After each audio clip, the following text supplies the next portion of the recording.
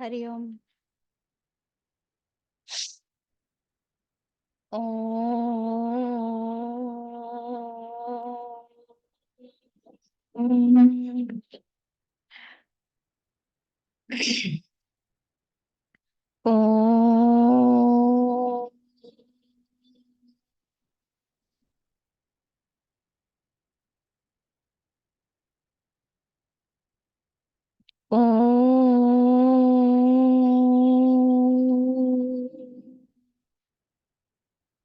ओम सहनाववतु सहनौ भुनक्तु सह वीर्यं करवावहै तेजस्विनावधीतमस्तु मा विद्विषावहै। ओम शांति शांति शांतिः।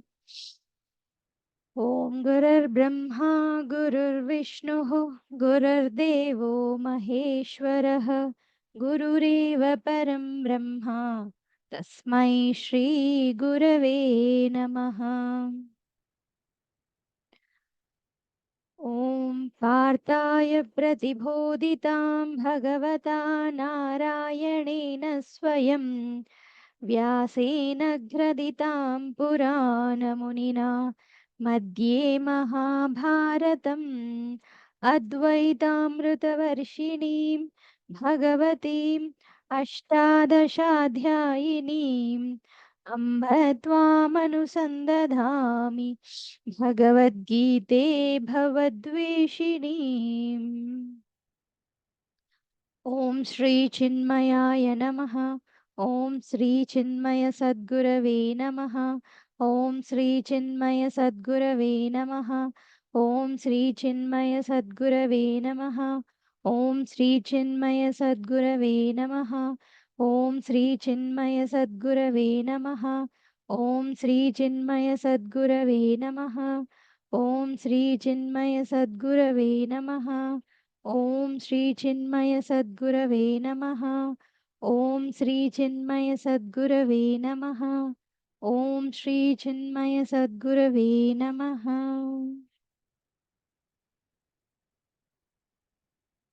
हरि ओम। భగవద్గీత రెండో అధ్యాయం చూస్తున్నాము. సో ఒకసారి గురువున హత్వ నుంచి మళ్ళీ చదవండి.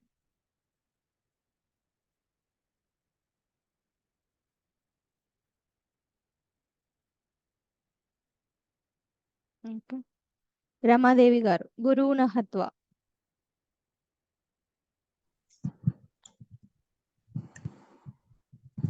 गुरून् हत्वा हि महानुभावान् श्रेयो भोक्तुं भैक्षमपीह लोके हत्वार्थकामास्तु गुरूनिहैव भुञ्जीय भोगान् रुधिरप्रदिग्धान्। రైట్. స్వప్న గారు నెక్స్ట్ నచైత. न चैतदिग्मा कतरन्नो गरीयो यद्वा जयेया यदि वा न जयेयुः यानेव हत्वा जिजीवयामः ते वा स्थिताः प्रमुखे धातराष्ट्रः. ఓకే, కొంచెం మిస్టేక్స్ ఉన్నాయి, మళ్ళీ చూడండి. వకుల గారు సేమ్ నచైతద్ విద్మ. न चैतद्विद्मः कतरन्नो गरीयः यद्वा जयेम यदि वा नो जयेयुः यानेव हत्वा न जिजीविषामः ते स्थिता प्रमुखे धार्तराष्ट्राः. రైట్. कार्पण्य दोषः संगीत. हरि ओम्। कार्पण्यदोषोपहतः स्वभावः पृच्छामि त्वां धर्मसम्मूढचेता यच्छ्रेयः स्यान्निश्चितं ब्रूहि तन्मे शिष्यस्तेऽहं शाधि मां त्वां प्रपन्नम्। రైట్. కే వాణి గారు అదే కార్పణ్య దోష్. कार्पण्यदोषोपहतः स्वभावः पृच्छामि त्वं धर्मसम्मूढचेताः यच्छ्रेयः शान्नित्यं निश्चितं शान्निश्चितं ब्रूहि तन्मे यच्छ्रेयशान्निश्चितं ब्रूहि तन्मे शिष्यस्तेऽहं चालिमां त्वां प्रपन्नम् రైట్. సరిత గారు సేమ్ కార్పణ్య దోషం. कार्पण्यदोषोपहतः स्वभावः पृच्छामि त्वां धर्मसम्मूढचेताः यच्छ्रेयस्यान्निश्चितं ब्रूहि तन्मे शिष्यस्तेऽहं शाधि मां त्वां प्रपन्नम् నెక్స్ట్ కూడా చెప్పండి. నహి ప్రపశ్యామి. न हि प्रपश्यामि ममापनुद्यात् यच्छोकमुच्छोषणमिन्द्रियाणाम् अवाप्य भूमा वसपत्नमृद्धम् राज्यं सुराणामपि चाधिपत्यम् రైట్. ఎద్ది స్వప్న గారు నహి ప్రపశ్యామి. నహి ప్రపశ్యామి మమాపనుద్యాత్ యచ్చోకముచ్చోషణమింద్రియాణాం అవాప్య భూమా వసపత్నమృద్ధం రాజ్యం సురాణామపి చాధిపత్యం. వకుల గారు సేమ్. न हि प्रपश्यामि ममापनुद्यात् यच्छोकमुच्छोषणमिन्द्रियाणाम् अवाप्य भूमा वसपत्नमुद्धम् राज्यं सुराणामपि चाधिपत्यम् రైట్. వసపత్నం వృద్ధం. ఓకే. నెక్స్ట్ సంజయ ఉవాచ స్వప్న గారు. సంజయ ఉవాచ ఏవముక్త్వా హృషీకేశం గుడాకేశః పరంతపా నయోత్సాహ ఇతి గోవిందం ఉక్త్వా తూష్ణం బభూవః. నయోత్స్య థర్డ్ లైన్ చెప్పండి. నయోత్స్య ఇది గోవిందం. నయోత్స ఇతి గోవిందం ఉక్త్వా తూష్ణీం తూష్ణీం ఉక్త్వా తూష్ణీం బభూవః. రైట్. రాగి వాణి గారు 9th శ్లోకం. అన్మ్యూట్ చేసుకోండి. హరి ఓం మాతాజీ. 9th శ్లోకం అండి. సంజయ్ ఉవాచ. సంజయ ఉవాచ ఏవముక్త్వా హృషీకేశం గుడాకేశ పరంతపః నయోత్స ఇతి గోవిందం ఉక్త్వా తూష్ణీం బభూవః. రమాదేవి గారు. సంజయ ఉవాచ ఏవముక్త్వా హృషీకేశం గుడాకేశః పరంతపః నయోత్స ఇతి గోవిందం ఉక్త్వా తూష్ణీం బభూవః. నెక్స్ట్ కూడా చెప్పండి. 10th. తమువాచ హృషీకేశః ప్రహసన్నివ భారత సేనయోరుభయోర్मध्ये విషీదంతమిదం వచః. కే వాణి గారు. తమువాచ. తమువాచ హృషీకేశః ప్రహసన్నివ భారత సేనయోరుభయోర్मध्ये విషీదంతమిదం వచః. రైట్. చిన్న చేంజ్ మిస్టేక్. నిన్న నేను చెప్పాను కదా ఇక్కడ 11th శ్లోకంలో శ్రీకృష్ణుడు ఫస్ట్ మాట్లాడతాడని. యాక్చువల్ 2nd శ్లోకంలోనే శ్రీకృష్ణుడు మాట్లాడతాడు. సో శ్రీ భగవాను వాచ మనకి కుతస్తువా కష్మల మీద 2nd శ్లోకంలో వస్తుంది. అప్పుడు జస్ట్ యూనో ఎందుకు ఏడుస్తున్నావు, శోకింపదగని విషయాలు అని చెప్పడం జరుగుతుంది. ఇక్కడ నుంచి సబ్జెక్ట్ స్టార్ట్ అవుతుంది. Okay right. సో ఇది కూడా చెప్పాం కదా శ్రీ భగవాను వాచ. స్వప్న గారు చెప్పండి శ్రీ భగవాను వాచ. శ్రీ భగవానువాచ शोचत्वं प्रज्ञावादं च भाषसे गतासून गतासूञ्च नानुशोचन्ति పండితః. సరిత గారు. श्रीभगवानुवाच अशोच्यानन्वशोचस्त्वं प्रज्ञावादांश्च भाषसे गतासून गतासूंश्च नानुशोचन्ति पंडिताः. సంగీత. श्रीभगवान् उवाच अशोच्यानन्वशोचस्त्वं प्रज्ञावादांश्च भाषसे गतासून गतासूंश्च नानुशोचन्ति पंडिताः. రైట్. ఓకే, నెక్స్ట్ శ్లోకం చూద్దాం. నత్వేవాహం జాతు నాసం నత్వం నేమే జనాధిపాః నచైవ న భవిష్యామః సర్వే వయమతః పరం. సెకండ్ థర్డ్ పాదాలకి చివరిగా విసర్గ, లాస్ట్ పాదం విసర్గ తర్వాత పా ఉంది కాబట్టి ఫ.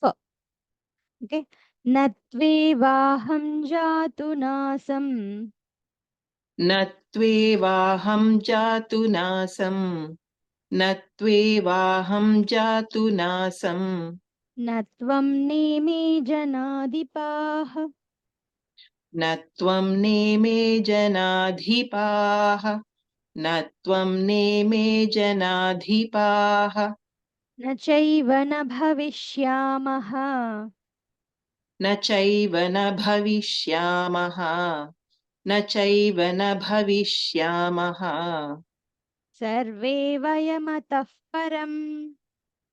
సర్వే వయమతః పరం సర్వే వయమతః పరం నత్వేవాహం జాతు నాసం నత్వం నేమే జనాధిపాః నచైవ న భవిష్యామః సర్వే వయమతః పరం. సరిత గారు. నత్వేవాహం జాతు నాసం నత్వం నేమే జనాధిపాః నచైవ న భవిష్యామః సర్వే వయమతః పరం. కళా గారు. నత్వేవాహం జాతు నాసం నత్వం నేమే జనాధిపాః నచైవ న భవిష్యామః సర్వే వయమతః పరం. రమాదేవి గారు. నత్వేవాహం జాతు నాసం నత్వం నేమే జనాధిపాః నచైవ న భవిష్యామః సర్వే వయమతః పరం. రాగి వాణి గారు.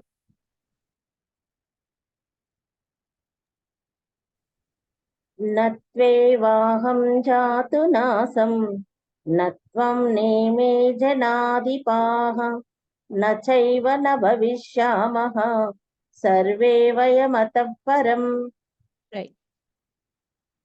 త్రిష్టిప్ తర్వాత అనుష్టిప్ స్టార్ట్ పెడితే అందరికి చాలా ఫాస్ట్ గా వచ్చేస్తుంది. అమ్మయ్య, ఈ 8 అక్షరాలు చాలా ఈజీ ఉన్నాయి దేవుడా అనుకుంటున్నారా? 13th శ్లోక. దేహినోస్మిన్ యథా దేహే కౌమారం యౌవనం జరా తథా దేహాంతర ప్రాప్తిః ధీరస్తత్ర న ముహ్యతి. ఓకే, ఆ దీర్ఘాలు జట్కా చూసుకోవాల్సింది అంతే. దేహినోస్మిన్ యథా దేహే దేహినోస్మిన్ యథా దేహే దేహినోస్మిన్ యథా దేహే కౌమారం యౌవనం జరా కౌమారం యౌవనం జరా కౌమారం యౌవనం జరా తథా దేహాంతర ప్రాప్తిః తథా దేహాంతర ప్రాప్తిః तथा देहान्तरप्राप्तिः धीरस्तत्र न मुह्यति धीरस्तत्र न मुह्यति धीरस्तत्र न मुह्यति देहिनोऽस्मिन् यथा देहे कौमारं यौवनं जरा तथा देहान्तरप्राप्तिः धीरस्तत्र न मुह्यति వకుల గారు देहिनोऽस्मिन् यथा देहे कौमारं यौवनं जरा तथा देहान्तरप्राप्तिः धीरस्तत्र न मुह्यति సంగీత గారు देहिनोऽस्मिन् यदा देहे कौमारं यौवनं जरा तथा देहान्तरप्राप्तिः धीरस्तत्र न मुह्यति కే వాణి గారు देहिनोऽस्मिन् यथा देहे कौमारं यौवनं जरा तदा देहान्तरप्राप्तिः धीरस्तत्र न मुह्यति ముహ్యతి కరెక్ట్ గా చివరి అక్షరం కరెక్ట్ ముహ్యతి కళ గారు देहिनोऽस्मिन् यथा देहे कौमारं यौवनं जरा तथा देहान्तरप्राप्तिः धीरस्तत्र न मुह्यति స్వప్న పెద్ది గారు देहिनोऽस्मिन् यदा देहे कौमारं यौवनं जरा तथा देहान्तरप्राप्तिः धीरस्तत्र न मुह्यति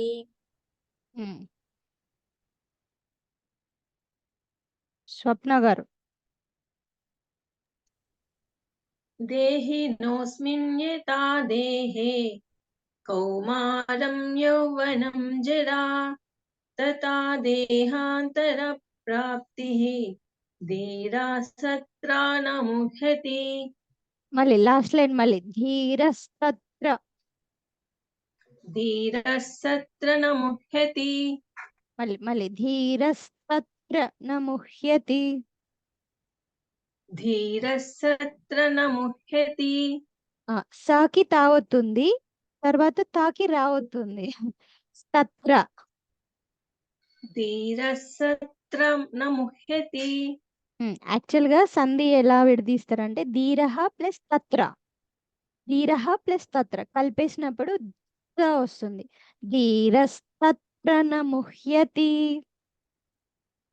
धीरस्तत्र न मुह्यति సూపర్ రైట్ ఓకే సో ఎవరైనా చెప్పాలి రిపీట్ చేయాలి అనుకున్నప్పుడు మీ దగ్గర ఉన్న హ్యాండ్ ఆప్షన్ అన్న రైస్ చేయండి లేదా వీడియోస్ ఆన్ చేసుకోండి సో అలా అయితే వాళ్ళు నాకు ఈజీగా కనిపిస్తారు అనమాట వీడియో ఆఫ్ ఉండి హ్యాండ్ రైస్ లేదనుకోండి లాస్ట్కి వెళ్ళిపోతారు సో నేను సెర్చ్లో వెనక్కి వెళ్తూ ఉండాలి ఓకే రైట్ సో మీరు రెడీ ఉన్నారు చెప్పగలుగుతాం అనుకుంటే హ్యాండ్ ఆప్షన్ రైస్ చేయండి లేకపోతే వీడియో ఆన్ చేసి పెట్టుకోండి సో ఒక్కొక్కరి టర్న్ వచ్చే విధంగా మ్యూట్ చేస్తూ ఉంటాను ఓకే సో ఒకరినే చెయ్యాలని ఏం లేదు రైట్ 14th శ్లోక మాత్రా స్పర్శాస్తు కౌంతేయ శీతోష్ణ సుఖ దుఃఖదాః ఆగమాపాయినో నిత్యాః తాం స్థితిక్షస్వ భారత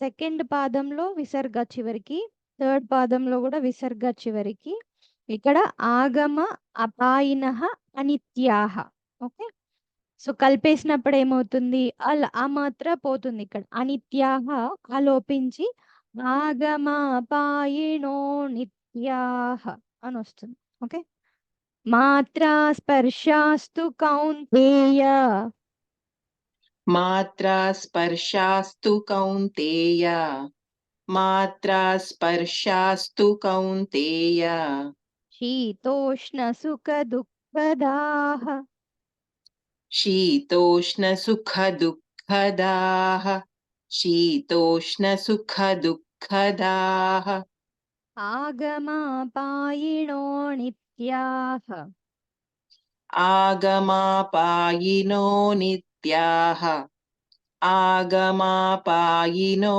नित्याः तां स्थितिक्षस्व भारत तां स्थितिक्षस्व भारत तां स्थितिक्षस्व भारत చెప్పండి. मात्रा स्पर्शास्तु कौन्तेय शीतोष्णसुखदुःखदाः आगमापायिनो नित्याः तां स्थितिक्षस्व भारत రమాదేవి గారు. मात्रा स्पर्शास्तु कौन्तेय शीतोष्णसुखदुःखदाः आगमापायिनो नित्याः तां स्थितिक्षस्व भारत. రైట్. సరిత గారు. मात्रा स्पर्शास्तु कौन्तेय शीतोष्णसुखदुःखदाः आगमापायिनो नित्याः तां स्थितिक्षस्व भारत. రాగివాణి గారు.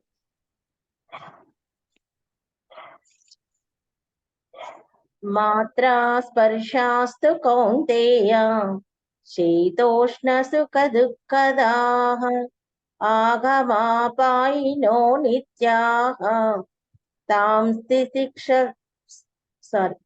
स्थितिक्षस्व भारत. రైట్.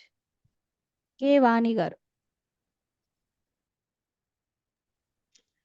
मात्रा स्पर्शास्तु कौन्तेय शीतोष्णसुखदुःखदाः आगमापायिनो नित्याः तां स्थितिक्षस्व भारत స్వప్న గారు. मात्रा स्पर्शस्तु कौन्तेय शीतोष्णसुखदुःखदा आगमापायिनो नित्याः तां स्थितिक्षस्व भारत. స్వప్న పెద్ది గారు. मात्रा स्पर्शास्तु कौन्तेय शीतोष्णसुखदुःखदाः आगमापायिनो नित्याः तां स्थितिक्षस्व भारत. పార్దు దేవి చైతన్య గారు. मात्रा स्पर्शास्तु कौन्तेय शीतोष्णसुखदुःखदाः आगमापायिनो नित्याः तां स्थितिक्षस्व भारत. ఎక్కడి నుండమ్మా మీరు? హైదరాబాద్ అండి. ఓకే. ఈరోజే జాయిన్ అయ్యారా? లేదు, మధ్యలో కూడా జాయిన్ అయ్యానండి, పిల్లలతో అవ్వట్లేదు. ఓకే. ఓకే. నాకు అవకాశం రాలేదు ఇంతకు ముందు. మీ పేరు దేవి? దేవి చైతన్య అండి. ఓకే. రైట్. వకుల గారు. मात्रा स्पर्शास्तु कौन्तेय शीतोष्णसुखदुःखदाः आगमापायिनो नित्याः तां क्षितिक्षस्व भारत. తాం తితిక్ష. కాదు తాం తితిక్ష. సో తితిక్ష ఏమైంది? సంధి కలిపేసరికి సత్తు ఏర్పడింది, ఏర్పడింది. తాం స్థితిక్షస్వ భారత. तां स्थितिक्षस्व भारत. తితిక్ష ప్లస్ వ. ఓకే. రైట్. డల్గున్నట్టున్నారు, జ్వరం వచ్చిందా? ఓకే. నెక్స్ట్. యం హి నవ్యతయంత్యేతే పురుషం పురుషర్షభ సమదుఃఖ సుఖం ధీరం సౌమృతత్వాయ కల్పతే. ఇక్కడ కూడా జటాలు కరెక్ట్ గా చూసుకోవాల్సిందే.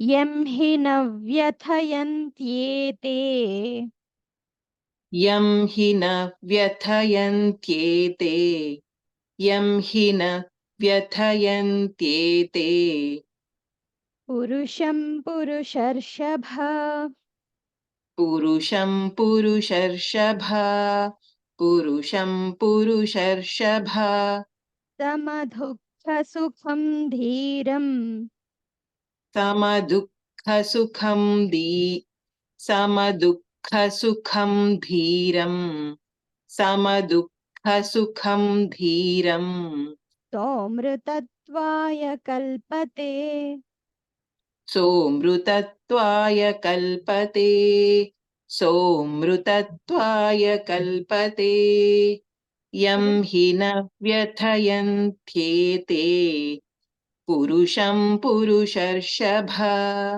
సమదుఃఖసుఖం ధీరం సోమృతత్వాయ కల్పతే. రమాదేవి గారు. యం హి న వ్యథయంత్యేతే పురుషం పురుషర్షభ సమదుఃఖసుఖం ధీరం సోమృతత్వాయ కల్పతే. సరిత గారు.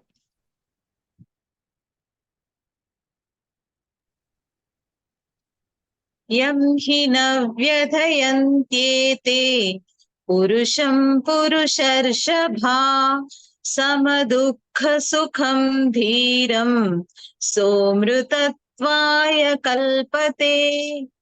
రత్నం గారు. అన్మ్యూట్ చేసుకోండి.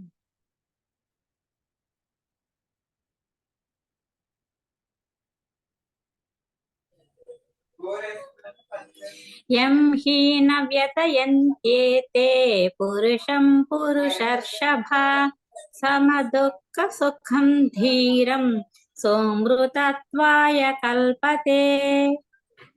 అలాగారు.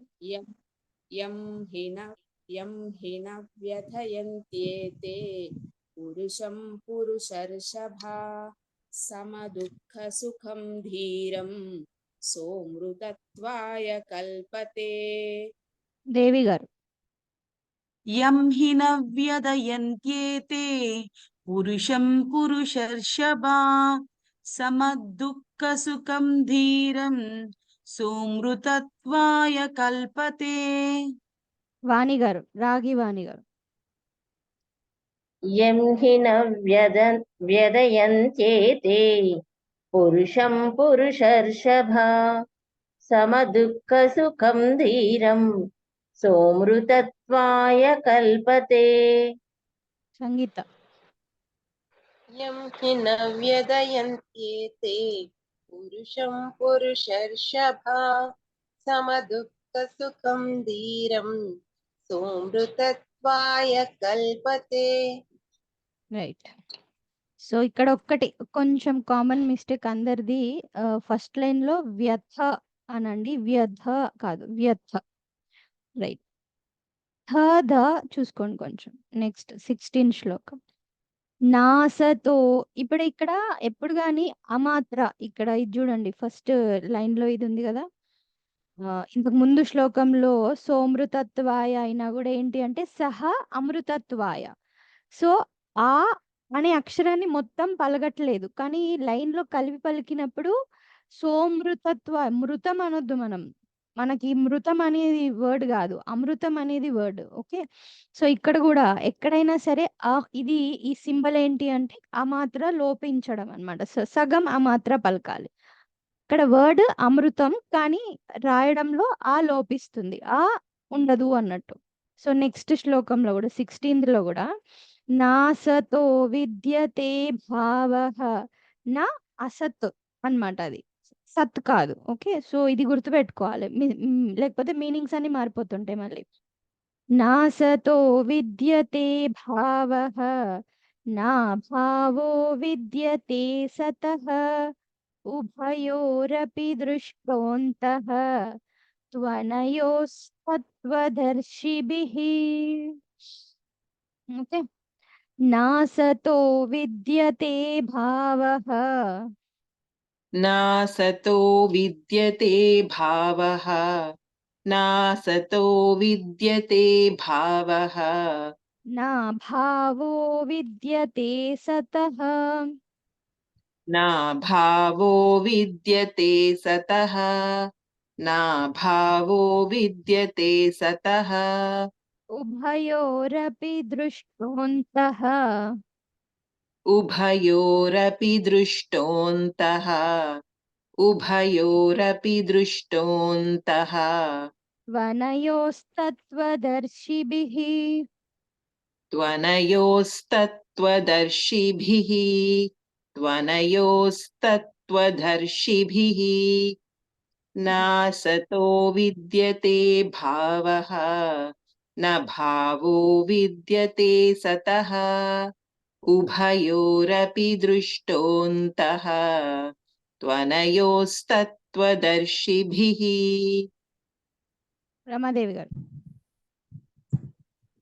नासतो विद्यते भावो नाभावो विद्यते सतः उभयोरपि दृष्टोऽन्तः त्वनयोस्तत्त्वदर्शिभिः ఇక్కడ బావో అని ఎప్పుడు వస్తుంది అంటే రెండు పాదాలు ఒకే లైన్ లో కలిపేస్తున్నప్పుడు సో మనం విడదీసి నేర్చుకుంటున్నాం కాబట్టి భావహ అని అనండి సో పారాయణం అప్పుడు లేకపోతే ఫాస్ట్ గా ఎప్పుడైనా కంప్లీట్ గా చదవాలి అనుకున్నప్పుడు ఆ లైన్స్ రెండు కలిపేస్తాం కాబట్టి సంధి నా భావో విద్యతే భావో అయిపోతుంది అంతే డిఫరెన్స్ రత్నం గారు नासतो विद्यते भावः नाभावो विद्यते सतः उभयोरपि दृष्टोऽन्तः त्वनयोस्तत्त्वदर्शिभिः దేవి గారు नासतो विद्यते भावः नाभावो विद्यते सतः उभयोरपि दृश्योऽन्तः त्वनयोस्तत्त्वदर्शिभिः థర్డ్ లైన్ చెప్పండి ఉభయోరపి उभयोरपि दृष्टोऽन्तः రైట్ त्वनयोस्तत्त्वदर्शिभिः స్వప్న గారు नासतो विद्यते भावः नाभावो विद्यते सतः उभयोरपि दृष्टोऽन्तः त्वनयोस्तत्त्वदर्शिभिः స్వప్న పెద్ది గారు नासतो विद्यते भावः नाभावो विद्यते सतः उभयोरपि दृष्टोऽन्तः त्वनयोस्तत्त्वदर्शिभिः సుమ గారు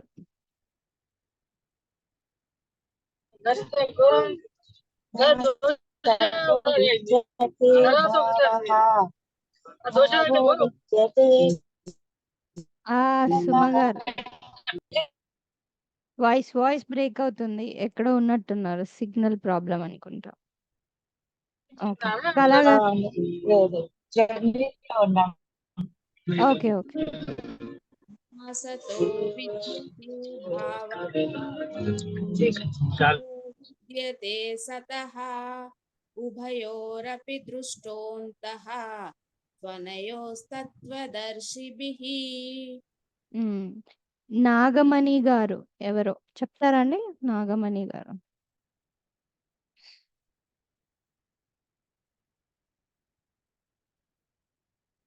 అన్మ్యూట్ చేసుకోండి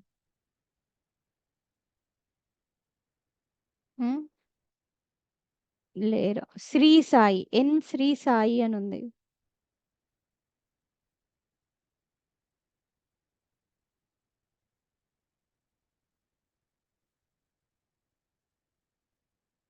ఓకే కే వాణి గారు నాసతో नासतो विद्यते भावः नाभावो विद्यते सतः उभयोरपि दृष्टोऽन्तः त्वनयोस्तत्त्वदर्शिभिः దర్శిభిః. రైట్. రాగి వాణి గారు. నాసతో విద్యతే భావః నాభావో విద్యతే సతః ఉభయోరపి దృష్టోऽन्तः త్వనయోస్తత్వదర్శిభిః. సంగీత. నాసతో విద్యతే భావః నా భావో విద్యతే సతః ఉభయోరపి దృష్టోऽन्तः త్వనయోస్తత్వదర్శిభిః. రమా గారు చెప్తారా అండి?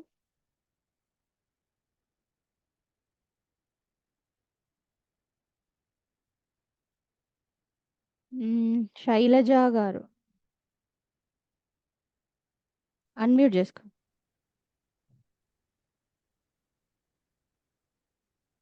చెప్పమంటారా మ్యామ్?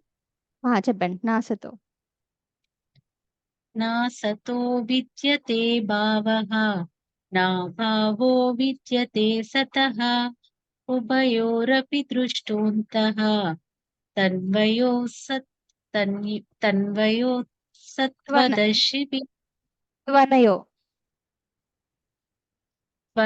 త్వనయో సత్వదర్శిభిః. స కింద త ఉంది కదా, సో తత్వ. త్వనయోస్తత్వదర్శిభిః. చెప్పండి. త్వనయోస్తత్వదర్శిభిః. రైట్. ఎక్కడ నుండి మీరు? వరంగల్ నుంచి మేడం. ఓకే.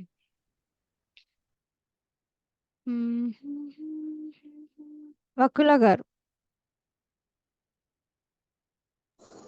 నాసతో విద్యతే భావః నా భావో విద్యతే సతః ఉభయోరపి దుష్టోऽन्तः త్వనయోస్తత్వదర్శిభిః. రైట్. హరి ఓం. సో మిగతాయి రేపు చూద్దాం. ఓం శాంతి శాంతి శాంతి. హరి ఓం. శ్రీ గురుభ్యో నమః. హరి ఓం.